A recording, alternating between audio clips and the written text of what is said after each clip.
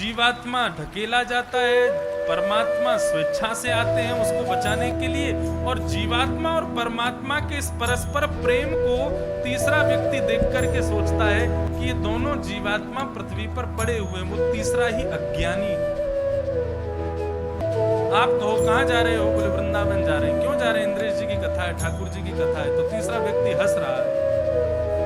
इससे क्या तात्पर्य होगा? वृंदावन क्यों जा रहे हो? कोरोना काल चल रहा है, घर में बैठो भैया, माला जपो, आनंद से भोजन करो, जाने की क्या जरूरत है? वही अज्ञानी है। अरे वृंदावन स्वयं श्री कृष्ण है, हमको तारने के लिए पृथ्वी पर पधारा है वृंदावन, वहां तो हम जाएंगे। जीवात्मा और परमात्मा में केवल इतना भेद है कि जीवात्मा ढकेला जाता है पृथ्वी पर और परमात्मा स्वेच्छा से आता है। यही अवतार है। अवतार केवल इतना ही है। पृथ्वी पर राक्षसों का बोलबाला खूब हो जाता है, यज्ञ करने वालों की कमी हो जाती है, भजन पाठ पूजन करने वाले लोग गिनती के रह जाते हैं। तब पृथ्वी रुदन करती हुई ब्रह्मा की शरण में जाती है और ब्रह्मा जी से जाकर के प्रार्थना करती है कि हे ब्रह्मा जी, आप कृपा करके कुछ कीजिए और कैसे भी करके इन समस्त दुष्टों का सर्वनाश कीजिए। बंधुओं, पृथ्वी का सबसे बड़ा भार क्या है? इस प्रसंग की पुष्टि भगवान के एक मंगलमय भक्त के द्वारा की गई है, श्रीमद् भागवत। कब? जब भगवान वामन बनकर के बलि के द्वार पर जाते हैं और वामन भगवान, देखो हमारी कथा भले 10वें स्कंद 11वें स्कंद की है, लेकिन सारी कथाएं स्वतः प्रकट हो जाती हैं। कल सारे अवतार अपने आप हो गए थे। कल समस्त अवतारों का प्रयोजन बताया था कि किस किस अवतार का प्रयोजन, सब कृष्ण लीला में। कल एक प्रश्न हुआ कि मत्स्य अवतार ने कौन सी भूमिका बनाई कृष्ण जन्मोत्सव की? तो बंधुओं, मत्स्य अवतार जब हुआ था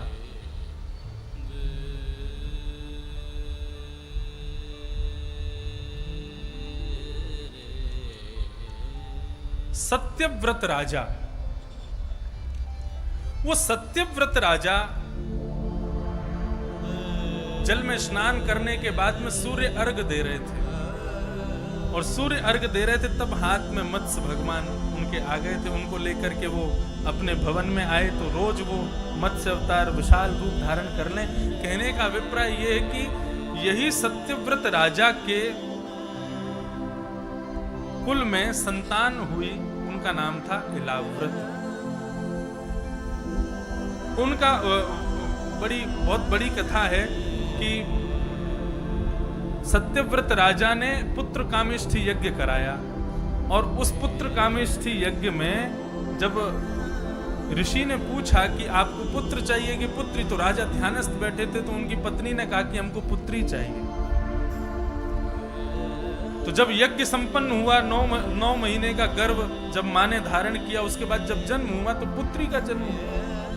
राजा प्रसन्न तो हुआ, लेकिन उसने ऋषि मुनियों से कहा कि मैंने तो कहा था कि मुझे पुत्र चाहिए, पुत्री कैसे हो? बोले नहीं प्रभु, यज्ञ के समय पूछा गया था, तब आपकी पत्नी ने कहा था पुत्री चाहिए, तो पुत्री हुई इला। अब उन्होंने कहा इसको कैसे भी पुत्र बनाओ, ये कैसे भी पुत्र बनना चाहिए।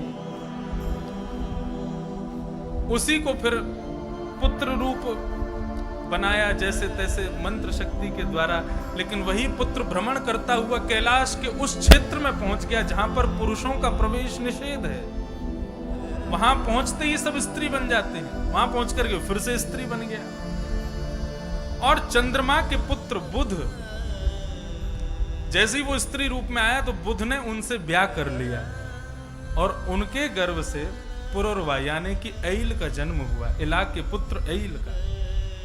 और पुरुरवा के पुत्र हुए आयु, आयु के पुत्र हुए नहुष, नहुष के ययाति और ययाति के यदु, और इसी यदुकुल में भगवान श्री कृष्ण पधारे। तो भगवान मत्स्य की कृपा से ही यदुकुल प्रारंभ हुआ। इसलिए समस्त जितने भी आप भगवान के अवतारों को उठाएंगे, सब अवतार कृष्ण लीला के प्रयोजन है, कृष्ण लीला की ही भूमिका बनाते हैं। तो पृथ्वी का सबसे बड़ा भार क्या है? बहुत ध्यान से सुनिएगा।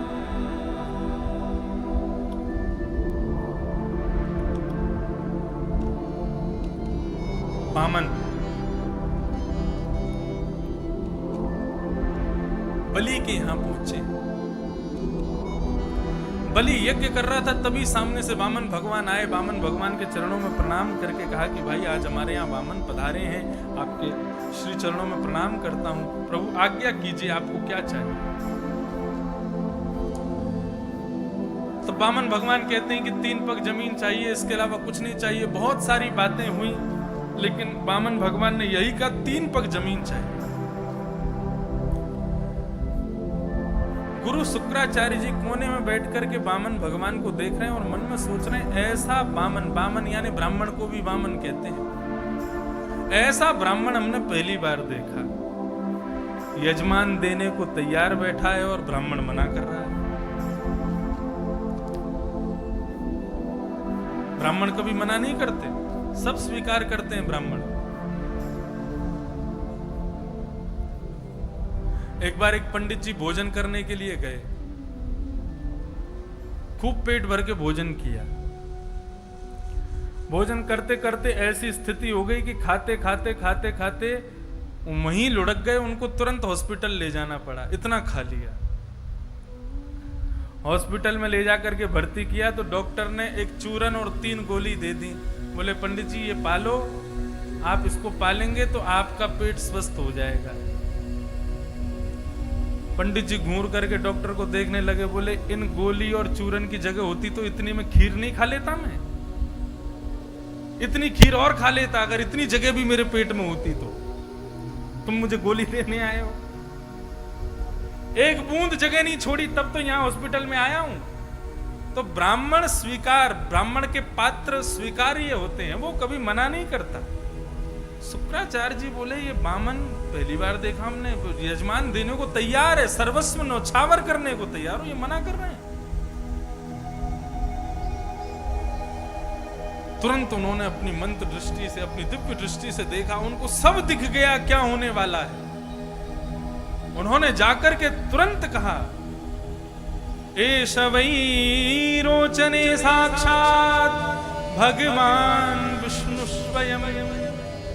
ये साक्षात, देखो एक तो होता है ये भगवान है, ये भगवान है। साधारण सी बात कह देते भगवान है तो कोई बात नहीं, भगवान का कोई अंश होगा, कोई अवतार होगा, लेकिन क्या कहा? साक्षात भगवान, ये साक्षात भगवान है। तुमने 3 पग जमीन देने का यदि वरदान दिया तो 1 पग से तो ये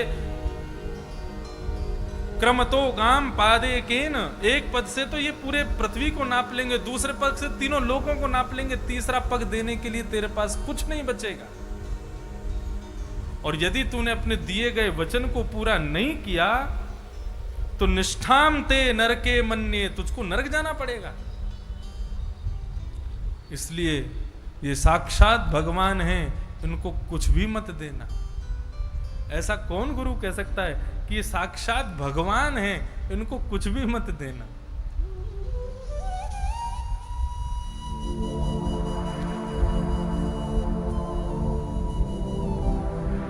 राजा बलि बड़े प्रसन्न हुए, गुरुदेव को प्रणाम किया।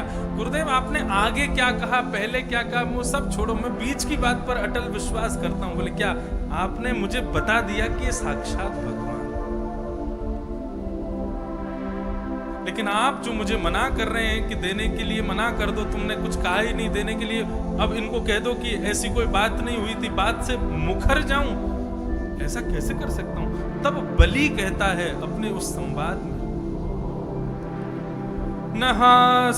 नहास्त्यात् परो धर्म इति होवाच भूरियं सर्वं सोढुमलं मन्ये ऋतेली कपरं नरम्। मैंने आपके ही प्रवचनों में सुना है कि पृथ्वी कहती है मैं दुनिया के समस्त भारों को सहन कर सकती हूँ, दुनिया के समस्त पापियों को सहन कर सकती हूँ, लेकिन झूठे व्यक्ति का भार मुझसे सहन नहीं होता। यदि कोई व्यक्ति बहुत झूठ संभाषण करता है और वो भी ब्राह्मण के सामने, ब्राह्मण भी नहीं, आपने तो बता दिया साक्षात भगवान है, इनके सामने यदि मैं झूठ बोल दूं कि मैंने तो लेने देने की कोई बात ही नहीं कही है, मैं तो कुछ ऐसा कोई संवाद ही नहीं हुआ हमारा, मेरा भार सह नहीं पाएगी पृथ्वी। तो पृथ्वी का सबसे बड़ा भार क्या है, मैं केवल इतना बताना चाहता हूं।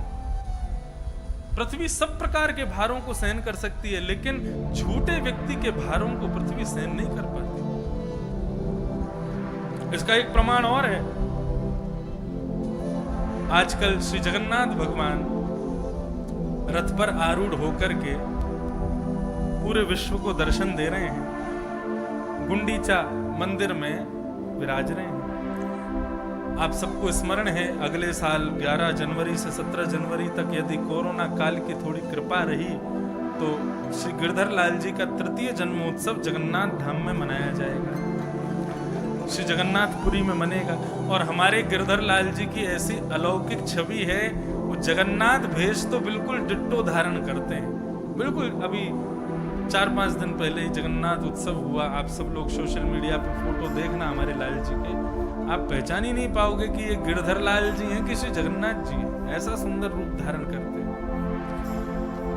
और जहां अभी रथ खड़े हैं गुंडीचा मंदिर के बाहर, श्रद्धावली करके स्थान है जहां पर रथ खड़े होते हैं, उसी जगह पर कथा है, वही हमारी कथा का स्थान है जहां भी रथ खड़े हैं। तो वहां आप सब लोग पहुंचेंगे, सब लोग प्रेम से आएंगे। कथा का क्रम तो पता है, सुबह कथा होती है, शाम को उत्सव होता है, नित्य मंगल उत्सव होंगे वहां पर। तो श्री जगन्नाथ भगवान के परम प्रिय, अत्यंत प्रिय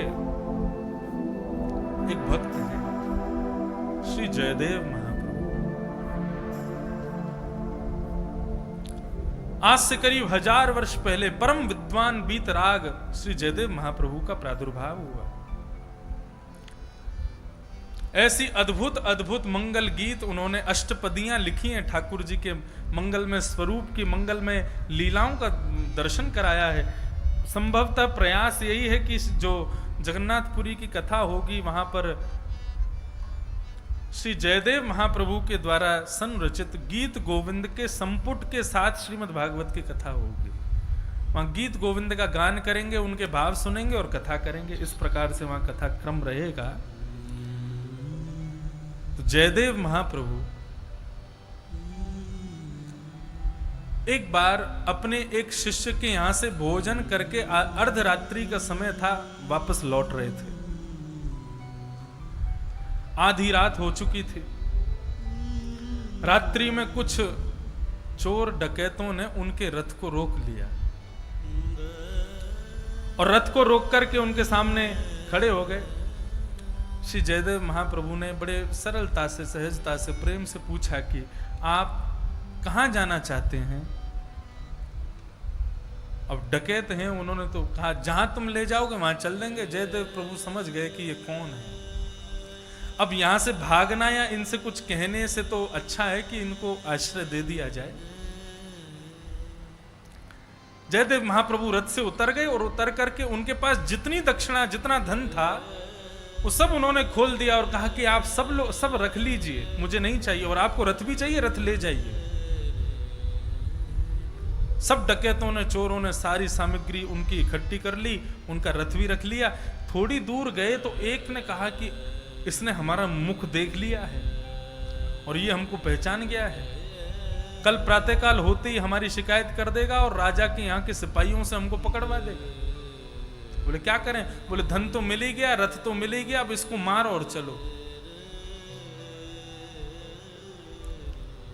डकैत लौट करके आए और जयदेव महाप्रभु को पकड़ करके उनके दोनों हाथ और उनके दोनों पैर चारों काट दी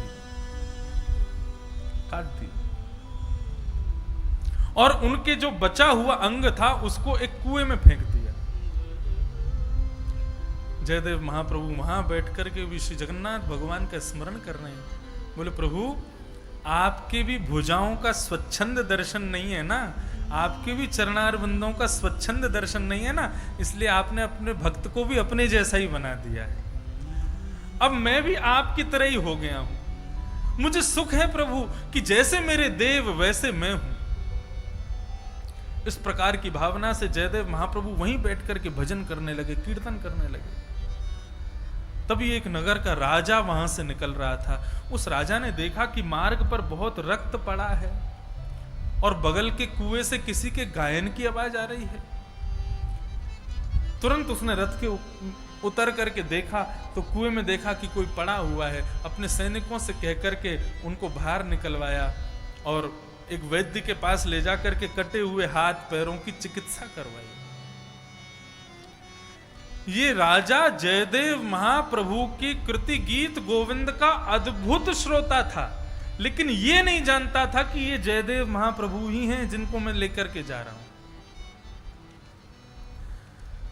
उनकी दीनता, उनकी सरलता, उनकी सहजता पर मोहित होकर के राजा उनको अपने राज्य में ले गया और कहा कि महाराज अब आप मेरे राज्य में ही रहिए, मेरी सेना, मेरी सेवा, मेरे समस्त सेना आपकी सेवा करेगी। जयदेव महाप्रभु चले गए, लेकिन राजा को नहीं पता था कि जयदेव महाप्रभु। जयदेव महाप्रभु अपना प्रचार करते भी नहीं थे, बस गीत गोविंद का प्रचार होता था। राजा ने एक दिन जयदेव महाप्रभु से पूछा कि हे ब्राह्मण, मुझे बताइए कि मुझे ऐसा कोई एक कृत्य मैं पुण्य का करना चाहता हूं जो मैं रोज करूं, आप आज्ञा करें, मैं क्या करूं? तो जयदेव महाप्रभु ने कहा कि तुम रोज नित्य गीत गोविंद का पाठ करते हो। गीत गोविंद का पाठ करने के बाद में कुछ घंटों के लिए, कुछ घड़ी के लिए अपने मुकुट आदि का त्याग करके एक साधारण मानव के रूप में खड़े होकर के सहजता से समस्त ब्राह्मणों को स्वीकार करके उनको मुंह मांगी दक्षिणा दिया करो, वो जो मांगे सो दिया करो। राजा ने कहा ठीक है।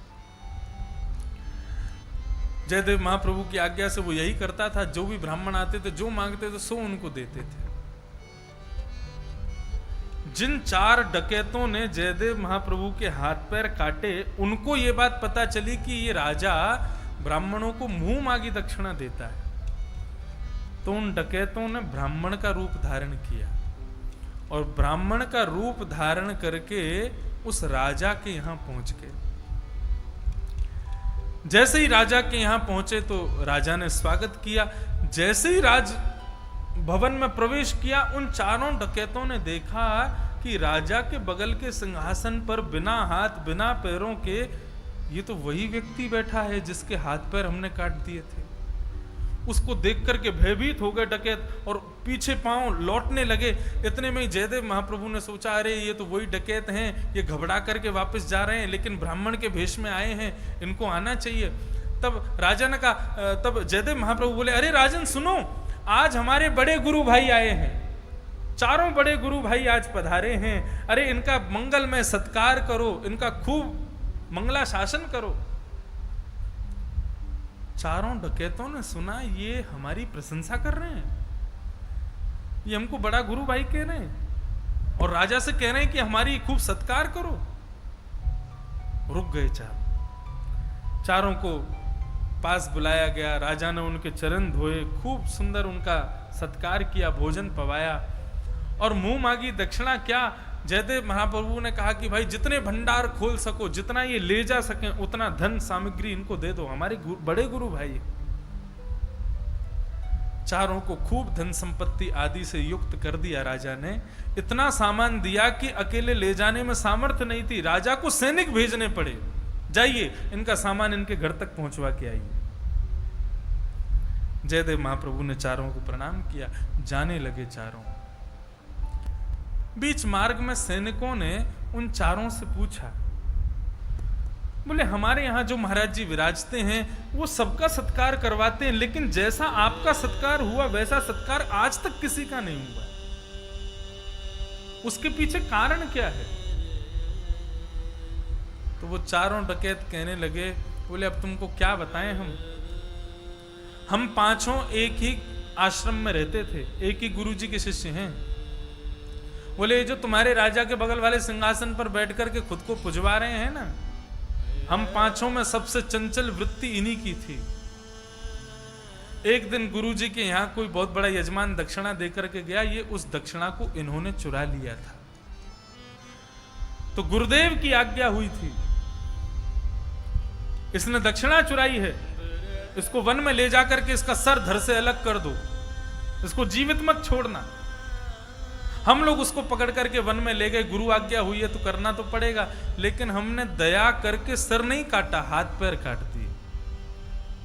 इतना भयावह झूठ, इतना भयंकर झूठ, इतना सफेद झूठ बोलने लगे।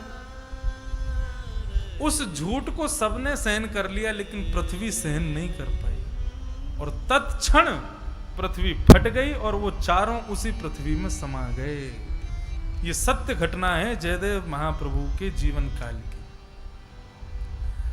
तब समस्त सैनिकों ने जाकर के राजा को सत्य बताया। बोले महाराज उनसे हमने पूछ लिया तो वो झूठ झूठ बोल रहे थे, क्योंकि वे बोल रहे थे कि हमारे गुरुदेव ने आज्ञा की कि इनका सर धड़ से अलग कर दो। भला ब्राह्मण कभी कहेगा कि मेरे शिष्य का सर धड़ से अलग कर दो? वो झूठ बोल रहे थे, हमको पता चला, लेकिन आश्चर्य की बात, तत्क्षण पृथ्वी फट गई और वो चारों उसमें समा गए। राजा दौड़ा दौड़ा जयदेव महाप्रभु के पास गया और जाकर के कहा, प्रभु वे चारों ब्राह्मण तो नहीं थे, फिर आपने उनका इतना सत्कार क्यों करवाया? मुझे तो संदेह होता है कि आप भी साधारण नहीं है, आप कौन है मुझे बताइए, और आपने उन चारों का इतना सत्कार क्यों करवाया ये भी बताइए। तब जयदेव महाप्रभु ने अपना परिचय दिया। बोले मैं महाकवि जयदेव। जयदेव का नाम सुनते ही राजा चरणों में गिर गया। बोले प्रभु आपने आज तक नहीं बताया आप जयदेव महाप्रभु हैं।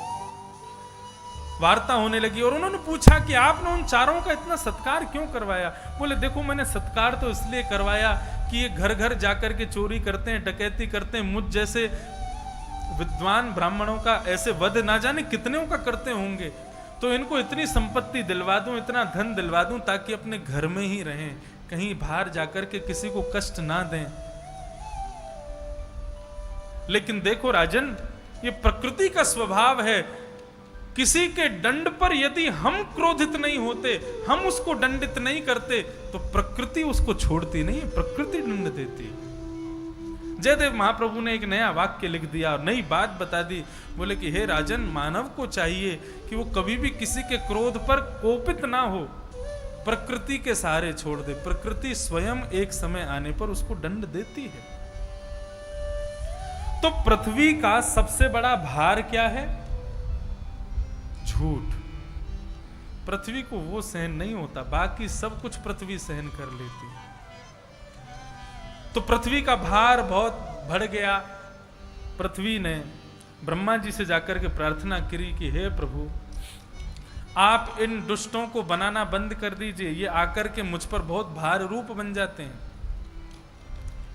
पृथु चरित्र में भी एक सुंदर बात आती है कि पृथ्वी अन्न उपजाना बंद कर देती है। एक समय ऐसा आया, अकाल पड़ गया था पृथ्वी पर।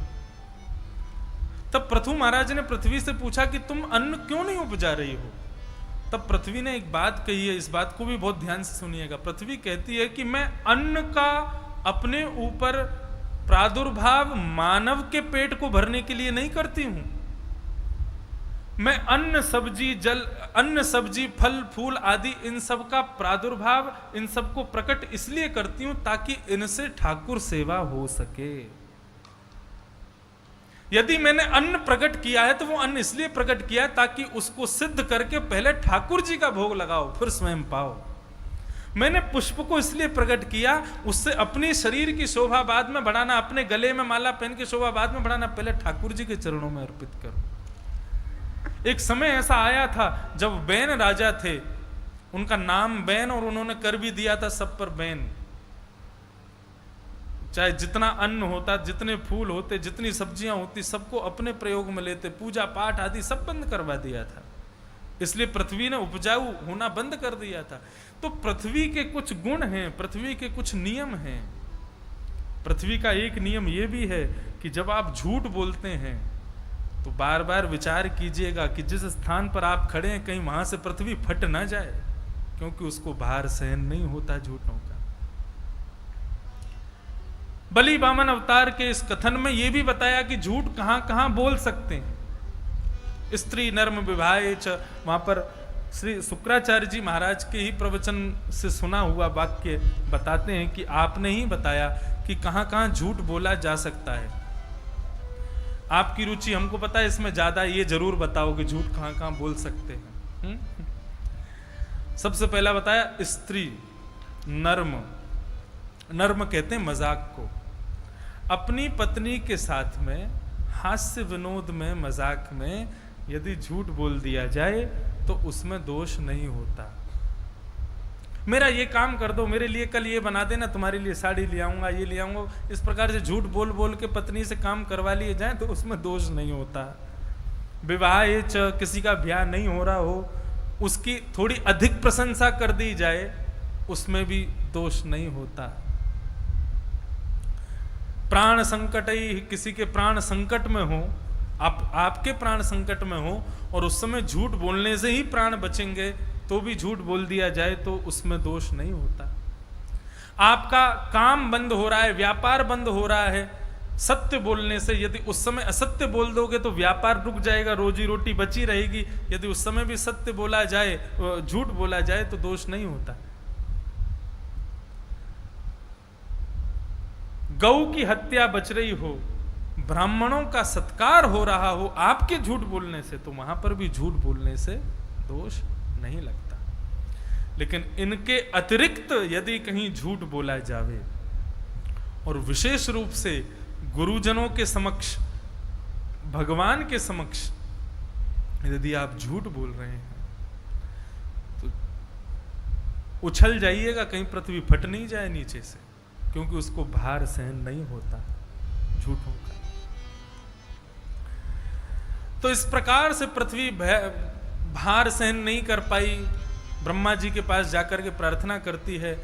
तब ब्रह्मा जी कहते हैं देखो हमारी तो लोगों को मानव बनाने की फैक्ट्री है, हम तो सबको बनाते हैं, अब उसमें से अच्छा हो बुरा हो ये मानव के ऊपर डिपेंड करता है, इसमें हम कुछ नहीं कर सकते। तुमको यदि राक्षसों का वध कराना है तो शंभु शिव के पास जाओ।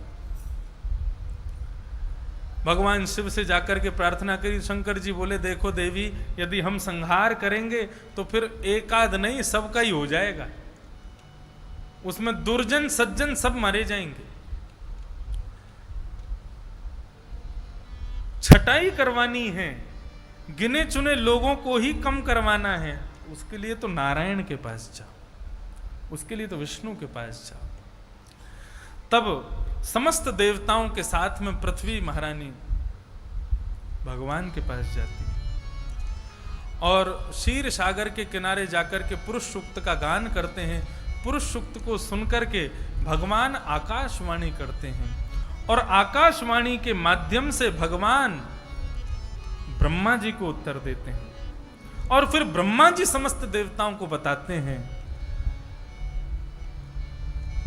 कि वसुदेव ग्रहे साक्षात भगवान पुरुषः पर जनिष्यते तत्प्रियार्थम संभवन्तु सुरस्त्रियः।